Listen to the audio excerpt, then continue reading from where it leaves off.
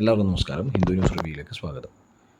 25 ഫെബ്രുവരി 2023 Hindu news review ആണ് നമ്മൾ ഇന്ന് ഡിസ്കസ് ചെയ്യുന്നത്. വളരെ ഇമ്പോർട്ടൻ്റ് ആയിട്ടുള്ള കറണ്ട് അഫയേഴ്സ് ഡിസ്കസ് ചെയ്യുന്ന സെഷനാണ്. വളരെ സ്പീഡിൽ, വളരെ സ്വിഫ്റ്റായിട്ട് കാര്യങ്ങൾ മാത്രം ഡിസ്കസ് ചെയ്യുന്ന ഒരു സെഷനാണ്. അതുകൊണ്ട് തന്നെ എക്സാം പോയിൻ്റ് ഓഫ് വ്യൂവിൽ വളരെയധികം ഇമ്പോർട്ടൻസ് ഉള്ളൊരു സെഷനാണ്. Centre's call says SC on menstrual leave policy.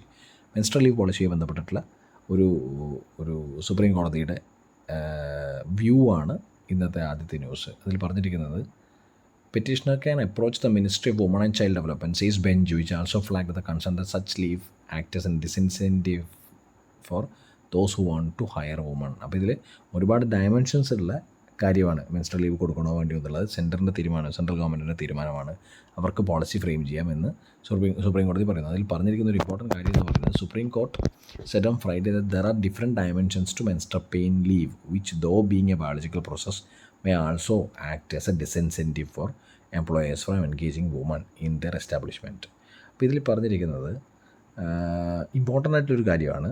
അത് കൊടുക്കേണ്ട ലീവാണ്, അത് ബയോളജിക്കൽ പ്രോസസ്സാണ്. അതുപോലെ തന്നെ മെൻസ്ട്രൽ ലീവ് എന്ന് പറയുന്നത് ചിലപ്പോൾ അനിവാര്യമായ കാര്യമായിരിക്കാം. പക്ഷേ യാതൊരു കാരണവശാലും ഇങ്ങനൊരു കാര്യം എംപ്ലോയീസിനെ ഹയർ ചെയ്യുന്നതിൽ, വുമൺ ഫോക്സിനെ ഈ പറയുന്ന ഒരു ഇൻസ്റ്റിറ്റ്യൂഷനിലേക്ക് ഹയർ ചെയ്യുന്നതിനോ മറ്റെന്തെങ്കിലും റിക്രൂട്ട്മെൻറ്റ് പ്രോസസ്സിലോ ഈ പറയുന്ന പ്രൈവറ്റ് ഫേംസോ മറ്റേതെങ്കിലും സ്ഥാപനങ്ങളോ ഡിസിൻസെൻറ്റീവായിട്ട് കാണാൻ സാധ്യതയുള്ളത് കൊണ്ട് അങ്ങനെ ഒരിക്കലും ഉണ്ടാവാൻ പാടില്ല എന്ന് സുപ്രീം കോടതി പറഞ്ഞു. അതുകൊണ്ട് തന്നെ ഒരുപാട് ഡയമെൻഷൻസ് ഉണ്ട്. ഇപ്പോൾ സാധാരണഗതിയിൽ ഇങ്ങനെ എല്ലാ മാസവും അവർക്ക് മെൻസ്ട്രൽ പെയിൻ ലീവ് കൊടുക്കണമെന്ന് കരുതിയിട്ട് സ്ത്രീകളെ റിക്രൂട്ട് ചെയ്യുന്നത് കുറച്ചാൽ അത് കുറയ്ക്കാനുള്ള ഒരു ഒരു തീരുമാനത്തിലേക്ക് എത്താൻ പാടില്ല എന്ന രീതിയിൽ കോടതി പറയുന്നത്. അതുകൊണ്ട് തന്നെ ഒരുപാട് ഡയമെൻഷൻസ് ഉള്ള കാര്യമാണ്. അത് സെൻറ്റർ തന്നെ ഡീൽ ചെയ്യാൻ ആണ് പറയുന്നത്. സെൻട്രൽ ഗവൺമെൻറ് തന്നെ ഫ്രെയിം ചെയ്യാൻ പറ്റുമെന്നാണ് പറയുന്നത്. Petitioner can approach the ministry of woman and child development, ബന്ധപ്പെട്ട മിനിസ്ട്രി ആയിട്ട് വേണം അങ്ങനെയുള്ള ഫ്രെയിമിങ്, ഈ പറഞ്ഞ ഇതുമായി ബന്ധപ്പെട്ടിട്ടുള്ള നിയമങ്ങൾ ഫ്രെയിം ചെയ്യാൻ എന്ന് സുപ്രീം കോടതി പറയുന്നു. ഇമ്പോർട്ടൻ്റ് ആയിട്ടുള്ള കാര്യമാണ്. പല രാജ്യങ്ങളിലും അതുപോലെ തന്നെ ചില സ്റ്റേറ്റ്സിലും ഇങ്ങനെ മിനിസ്ട്രൽ ലീവ് കൊടുക്കാറുണ്ട് എന്ന് പറയാറുണ്ട്. അതുകൊണ്ട് തന്നെ എല്ലാ സമയത്തും ഒരു യൂണിഫോം പോളിസി എത്രമാത്രം ഫീസിബിൾ ആണെന്നുള്ള ഇങ്ങനെയുള്ള കാര്യങ്ങൾ കൺസിഡർ ചെയ്യുമ്പോൾ, പല ഡയമെൻഷൻസും കൺസിഡർ ചെയ്യുമ്പോൾ പറ്റുമോ എന്നുള്ളത് ഇനി വരും ദിവസങ്ങളിൽ നോക്കിക്കാണുക തന്നെ വേണ്ടി വരും. അടുത്ത ന്യൂസ് എന്ന് പറയുന്നത്, ERCP takes political twist as MP approaches SC for stay. അപ്പോൾ ഇതിൽ ഇതൊരു റിവർ ലിങ്കിങ് പ്രോജക്റ്റ്, പുഴകൾ തമ്മിൽ അല്ലെങ്കിൽ റിവേഴ്സ് തമ്മിൽ ലിങ്ക് ചെയ്യുന്ന പ്രോജക്റ്റാണ്. പല ഡിസ്ട്രിക്ട്സും രാജസ്ഥാനിലെ പോലെ കുറച്ചുകൂടെ എറിഡായിട്ടുള്ള സ്ഥലങ്ങളിൽ, സെമി എറിഡായിട്ടുള്ള സ്ഥലങ്ങളിൽ വെള്ളം എത്തിക്കാൻ വേണ്ടിയിട്ടുള്ള ഒരു ഇമ്പോർട്ടൻ്റ് ആയിട്ടുള്ള കാര്യമാണ്, ഒരു ഇമ്പോർട്ടൻറ്റ് സ്റ്റെപ്പാണ് റിവർ ലിങ്കിങ് എന്ന് പറയുന്നത്. 2-3 റിവേഴ്സ് ഒരുമിച്ച് ലിങ്ക് ചെയ്ത് കഴിഞ്ഞാൽ പല ഡിസ്ട്രിക്ട്സിനും വെള്ളവും അതുപോലെ തന്നെ അഗ്രികൾച്ചർ ആക്ടിവിറ്റീസിനും വാട്ടർ അവൈലബിലിറ്റി കൂടുമെന്നുള്ളതാണ് കാര്യം. പക്ഷേ ഇതിലെപ്പോഴും മറ്റ് സ്റ്റേറ്റ്സ് സാധാരണഗതിയിൽ പ്രൊട്ടക്ഷന് വരുന്നൊരു കാര്യം എന്ന് വെച്ചാൽ അവരുടെ വെള്ളത്തിൻ്റെ യൂസേജ് ലിമിറ്റൊക്കെ കുറഞ്ഞു പോകുമെന്നുള്ളതാണ് പ്രശ്നം. അപ്പോൾ ERCP എന്ന് പറയുന്നത് രാജസ്ഥാനുമായി ബന്ധപ്പെട്ടിട്ടുള്ള ഈ റിവർ ലിങ്കിങ് പ്രോജക്റ്റാണ്. അപ്പോൾ അതിന് സുപ്രീം കോടതി സ്റ്റേ വാങ്ങിയിരിക്കുകയാണ് മധ്യപ്രദേശ്. ഇതാണ് ഇമ്പോർട്ടൻ്റ് ആയിട്ടുള്ള കാര്യം. അപ്പോൾ the proposed eastern Rajasthan canal project, അതാണ് ERCP, ഒന്ന് ഓർത്ത് വെക്കണം. ഈസ്റ്റേൺ രാജസ്ഥാൻ കനാൽ പ്രൊജക്റ്റ് എന്ന് പറയുന്നത് 13 ഡിസ്ട്രിക്ട്സിന് ഇൻ്റർലിങ്കിങ് വഴി ഈ പറയുന്ന വാട്ടർ അവൈലബിലിറ്റി ഉറപ്പുവരുത്തുന്ന ഒരു കാര്യമാണ്. ഇതിൽ പറഞ്ഞിരിക്കുന്നത്, proposed eastern Rajasthan canal project set to benefit 13 districts through interlinking of 3 rivers has taken a political twist as neighboring Madhya Pradesh has approached the Supreme Court seeking a stay on the project's execution. അപ്പോൾ എന്താണ് ഈ പറയുന്ന linking projects എന്താണ് ചെയ്തിരിക്കുന്നത്? Stay വാങ്ങാൻ വേണ്ടി supreme കോടതിയിൽ Madhya Pradesh approach ചെയ്തിരിക്കുകയാണ്. ERCP is a major initiative for interlinking of the Parvati, Kali, Sindh and Chambal rivers. അപ്പോൾ പാർവതി, കാളി, സിന്ധ് ആൻഡ് ചമ്പൽ റിവേഴ്സ്, ഈ 3 റിവേഴ്സ് ഒരുമിച്ച് ലിങ്ക് ചെയ്തുകൊണ്ട് വെള്ളം എത്തിക്കാനും മറ്റ് ഇറിഗേഷൻ ആക്ടിവിറ്റീസിനൊക്കെ വേണ്ടിയിട്ടാണ് ഇത് ചെയ്യുന്നത്. 13 districts ഓഫ് രാജസ്ഥാൻ ബെനിഫിറ്റഡ് ആവുമെന്ന് പറയുന്നു. പക്ഷേ എന്നാലും മധ്യപ്രദേശ് അത് ബ്ലോക്ക് ചെയ്യാൻ വേണ്ടി, ആ പ്രോജക്റ്റ് മുമ്പോട്ട് കൊണ്ടുപോകാതിരിക്കാൻ വേണ്ടിയിട്ട് സ്റ്റേ വാങ്ങാൻ വേണ്ടിയിട്ട് അപ്രോച്ച് ചെയ്തിരിക്കുകയാണെന്ന് പറയുന്നു. പിന്നെ റിവർ ഇൻ്റർലിങ്കിങ് സാധാരണഗതിയിലൊരു ഇമ്പോർട്ടൻ്റ് ആയിട്ടുള്ള സൊല്യൂഷനാണ്, പ്രത്യേകിച്ച് സെമി എറിഡ് ആയിട്ടുള്ള ഏരിയാസ്. രാജസ്ഥാൻ അങ്ങനെ ഒരു സ്ഥലമാണ്, അതുകൊണ്ട് തന്നെ അത് ഇമ്പോർട്ടൻ്റ് ആണ്. എഡിറ്റോറിയൽ പറയുന്നത് നോട്ട് ന്യൂട്രൽ എന്ന ഒരു കാര്യമാണ്. എന്താണ് ഈ നോട്ട് ന്യൂട്രൽ എന്ന് പറയുന്നത്? എന്ത് കോണ്ടെക്സ്റ്റാണിത്? ഇത് റഷ്യ അതുപോലെ തന്നെ ഉക്രൈൻ വാറിൽ ഇന്ത്യ ആക്ച്വലി ഒരു സാധാരണഗതിയിൽ ഇന്ത്യയുടെ ഒരു പ്രൊഫൈൽ എന്ന് പറയുന്നത് വേൾഡ് സ്റ്റേജിൽ ഇന്ത്യ എപ്പോഴും വളരെ ന്യൂട്രലായി ബിഹേവ് ചെയ്യുന്നത്. ഇപ്പം നോൺ അലൈൻമെൻറ്റ് മൂവ്മെൻറ്റ് ഒരു എക്സാമ്പിളാണ്. ചേരിചേര പ്രസ്ഥാനം എന്ന് പറയുന്നത്. അങ്ങനെയുള്ള കാര്യങ്ങളിൽ പവർ ബ്ലോക്സിന് അനുകൂലിക്കുകയോ പ്രതികൂലിക്കുകയോ ചെയ്യാതെ മാറി നിൽക്കുന്ന ഒരു പ്രവണതയാണ് എല്ലാ പ്രാവശ്യവും വേൾഡ് സ്റ്റേജിൽ കണ്ടിരിക്കുന്നത്. പക്ഷേ റഷ്യയുടെ കാര്യത്തിൽ ഉക്രൈൻ റഷ്യ വാറിൽ പൊതുവിൽ നമ്മൾ കാണുന്നത് റഷ്യക്കെതിരെ വോട്ട് ചെയ്യാൻ യുണൈറ്റഡ് നേഷൻസിൻ്റെ പല വേദികളിലും ഇന്ത്യ അബ്സ്റ്റെയിൻ ചെയ്യാറുണ്ട്, വോട്ട് ചെയ്യാതിരിക്കാറുണ്ട്. അതിനെയാണ് നോട്ട് ന്യൂട്രൽ എന്ന് പറയുന്നത്. അപ്പോൾ ഇതുമായി ബന്ധപ്പെട്ടിട്ടുള്ള ഒരു വർഷമായി റഷ്യ ഉക്രൈൻ വാർ എന്ന് പറയുന്നത് പൊതുവേ ഇന്ത്യ പോലുള്ളൊരു വളരെ പീസ് ലവിങ് ആയിട്ടുള്ള പ്രൊഫൈലുള്ള ഒരു രാജ്യം മീഡിയേറ്റർഷിപ്പിനോ അല്ലെങ്കിൽ റഷ്യ ചെയ്യുന്ന കാര്യങ്ങൾ ശരിയല്ല എന്നോ എവിടെയും പറഞ്ഞിട്ടില്ല. റഷ്യ ഇന്ത്യയായിട്ട് സ്ട്രാറ്റജിക്കലി വളരെയധികം കണക്റ്റഡാണ്, വളരെയധികം റിലേഷൻഷിപ്പുള്ളൊരു രണ്ട് രാജ്യങ്ങളാണ്. അതുകൊണ്ട് തന്നെ ഇങ്ങനെയുള്ള അസംബ്ലികളിൽ പൊതുവേ ഇപ്പോൾ ഇതുപോലെ റെസൊല്യൂഷൻ റഷ്യ ചെയ്തത് ശരിയല്ല എന്ന് പറഞ്ഞിട്ടുള്ളൊരു റെസൊല്യൂഷൻ പാസ്സാക്കുന്നതിൽ പോലും ഇന്ത്യ വോട്ട് ചെയ്യുന്നതിൽ നിന്ന് അബ്സ്റ്റെയിൻ ചെയ്ത് നിൽക്കാറാണ് പതിവ്.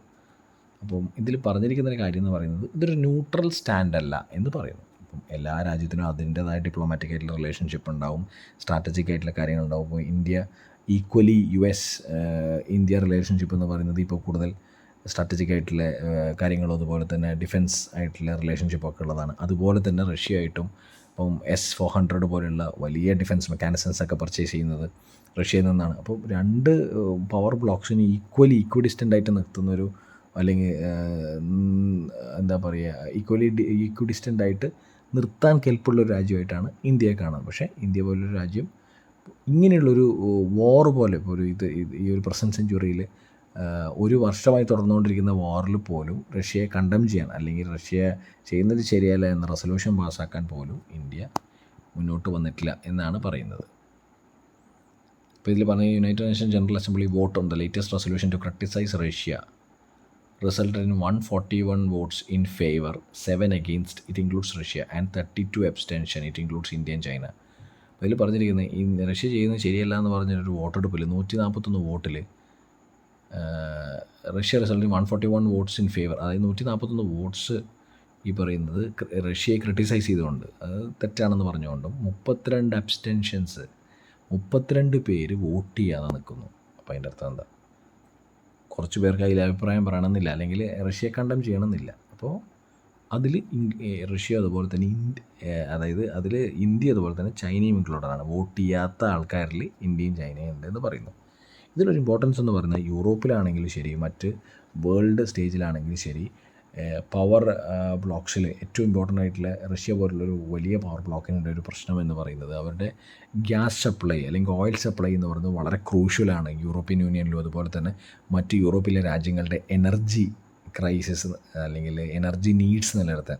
അപ്പോൾ ഇതൊരു വലിയ എനർജി ക്രൈസിസിലേക്കാണ് പോകുന്നത്. റഷ്യക്ക് സാങ്ഷൻ എന്ന് പറയുന്നത് എന്താണ്? റഷ്യൻ പ്രൊഡക്ട്സ് വാങ്ങാതിരിക്കലാണ്. അപ്പോൾ റഷ്യൻ പ്രൊഡക്ട്സിന് സാങ്ഷൻ ഏർപ്പെടുത്തി എന്ന് US പറയുമ്പോഴും അല്ലെങ്കിൽ യൂറോപ്യൻ യൂണിയൻ പറയുമ്പോഴും അത്ര എളുപ്പമല്ല. കാരണം റഷ്യയിൽ നിന്നുള്ള ഇമ്പോർട്ട്സ് വളരെ കൂടുതലാണ്. ഇപ്പോൾ ഗ്യാസ് ആണെങ്കിലും ഓയിൽ ആണെങ്കിലും വളരെയധികം ഇമ്പോർട്ട്സ് കൂടുതലാണ് ഈ യൂറോപ്യൻ കൺട്രീസിലടക്കം. അപ്പോൾ അവർക്കെതിരെ ഒരു എഗെയിൻസ്റ്റ് ആയിട്ടുള്ളൊരു സ്റ്റാൻഡ് എടുക്കുക എന്ന് പറയുന്നത് ടെക്നിക്കലി പോസിബിൾ ആവൽ ഭയങ്കര ബുദ്ധിമുട്ടാണ്. കാരണം huge dependence of energy needs ഈ യൂറോപ്പിൽ വരുന്നത് പ്രത്യേകിച്ച് റഷ്യയെ ഡിപ്പെൻഡ് ചെയ്തിട്ടാണ്. അപ്പോൾ അങ്ങനെയുള്ള കാര്യങ്ങൾക്ക് ചിലപ്പോൾ അബ്സ്റ്റെയിൻ ചെയ്യാനുള്ള സാധ്യത കൂടുതലാണ്. ഇന്ത്യ അടക്കം ഒരുപാട് ഓയിൽ ഇമ്പോർട്ട് ഈ കഴിഞ്ഞ ഒരു വർഷമായിട്ട് കൂട്ടിയിട്ടുണ്ട്. അതുപോലെ തന്നെ യൂറോപ്യൻ യൂണിയനും കൂട്ടിയിട്ടുണ്ട്. പക്ഷേ ഇതാണ് പറയുന്നത്. അപ്പോൾ ഏതെങ്കിലും India has proven over decade that it will not vote under duress yet the global and regional leadership that New Delhi claims cannot come from appearing diffident over basic principles of sovereignty and territorial integrity important ആണ്.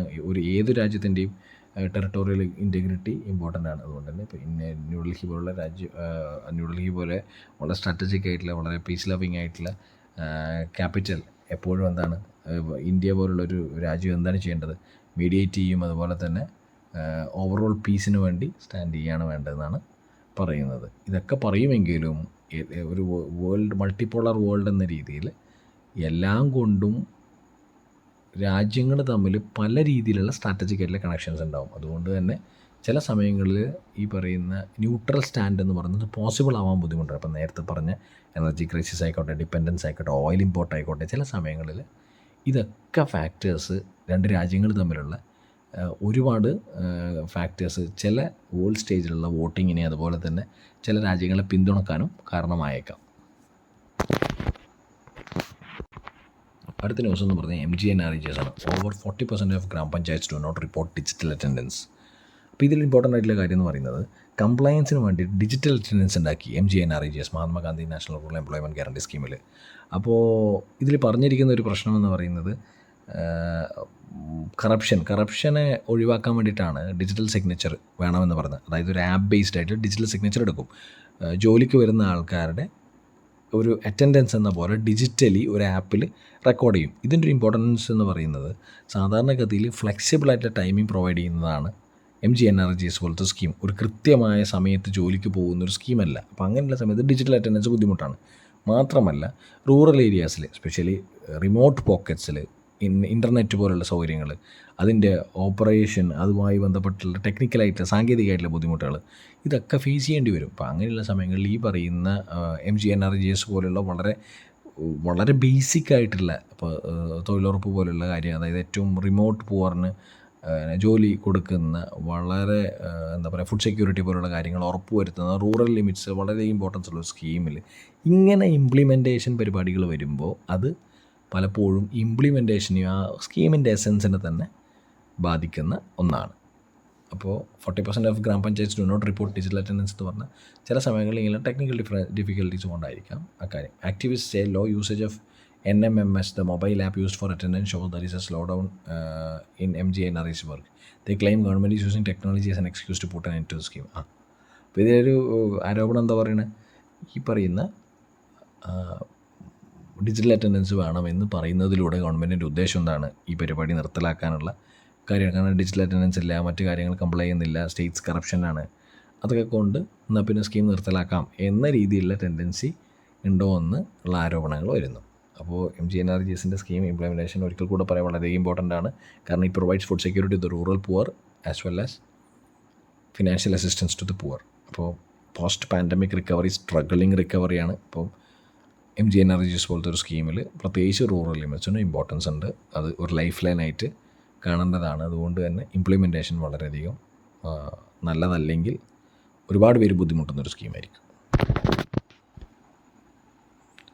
അടുത്ത news പറഞ്ഞ US pledges to give $2 billion in weapons aid to Ukraine. അപ്പോൾ ഇതിൽ നമുക്ക് വ്യക്തമായിട്ടുള്ളൊരു കാര്യം മനസ്സിലാക്കാം. Western countries, US പോലുള്ള വലിയ പവർഫുള്ളായിട്ടുള്ള രാജ്യങ്ങൾ ഉക്രൈനെ സപ്പോർട്ട് ചെയ്യുന്നതുകൊണ്ടാണ് ഉക്രൈൻ ഈ പറയുന്ന റഷ്യ പോലെയുള്ള മൈറ്റി രാജ്യമായിട്ട് യുദ്ധത്തിൽ പിടിച്ചു നിൽക്കുന്നതെന്ന് പറയാം. നമുക്കറിയാം, ആദ്യമേ നാറ്റോ പോലുള്ളൊരു ഓർഗനൈസേഷൻ ഈ പറഞ്ഞ മെമ്പർഷിപ്പ് വാഗ്ദാനം ചെയ്തൊരു രാജ്യമാണ് ഉക്രൈൻ എന്ന് പറയുന്നത്. അപ്പോൾ വെസ്റ്റേൺ ബാക്കപ്പിനെ കുറിച്ച് പറയുന്ന, അല്ലെങ്കിൽ വെസ്റ്റേൺ ബാക്കപ്പ് കൃത്യമായി എവിഡൻ്റ് ആയിട്ടുള്ളൊരു ന്യൂസാണിത്. US pledges to give $2 billion in weapons, $2 billion in weapons തന്നെ കോൺട്രിബ്യൂട്ട് ചെയ്യാമെന്നാണ് പറഞ്ഞിരിക്കുന്നത് ഈ പറയുന്ന വാർ സസ്റ്റെയിൻ ചെയ്യാൻ വേണ്ടിയിട്ട്. എപ്പോഴും ഡിപ്ലോമാറ്റിക് ആയിട്ടുള്ള ടോക്സ് വഴി ഈ പറയുന്ന ബിഗ് പവർ കൺട്രീസ് എന്താണ് ചെയ്യേണ്ടത്, അവർ അത് മീഡിയേറ്റ് ചെയ്യുകയാണ് വേണ്ടത്. ഇപ്പോൾ യുണൈറ്റഡ് നേഷൻസ് പോലുള്ള ഇപ്പോൾ വേൾഡ് വൈഡ് ഓർഗനൈസേഷൻ ആണെങ്കിലും അല്ലെങ്കിൽ മറ്റ് കൺട്രീസ് ആണെങ്കിലും അത് മീഡിയേറ്റ് ചെയ്യുന്നതിന് പകരം ഇപ്പോൾ നമുക്ക് കണ്ടാൽ മനസ്സിലാവും US pledges to give $2 billion weapons എന്ന് പറയുന്ന വെപ്പൺസ് പ്രൊവൈഡ് ചെയ്യുകയാണ് ചെയ്യുന്നത്. എന്തായാലും ഇപ്പോൾ പീസ് ടോക്സിന് സ്ഥാനമില്ല എന്ന് വേണം കരുതാൻ. സ്പോർട്സ് ന്യൂസിൽ ഇംഗ്ലണ്ടിനെ തോൽപ്പിച്ചുകൊണ്ട് സൗത്ത് ആഫ്രിക്ക ഫൈനലിലേക്ക് കടന്നു എന്നാണ് പറയുന്നത്. ICC T20 വുമൻസ് വേൾഡ് കപ്പിനെ കുറിച്ചാണ് നമ്മൾ പറയുന്നത്. South Africa storms in to final. അപ്പോൾ സൗത്ത് ആഫ്രിക്ക ഫൈനലിലേക്ക് എത്തിയിരിക്കുകയാണ്. ഓസ്ട്രേലിയയാണ് എതിരാളികൾ. Thank you so much for listening to the video. ഇന്നത്തെ ഹിന്ദു ന്യൂസ് റിവ്യൂ ഇതാണ്. Bye, take care.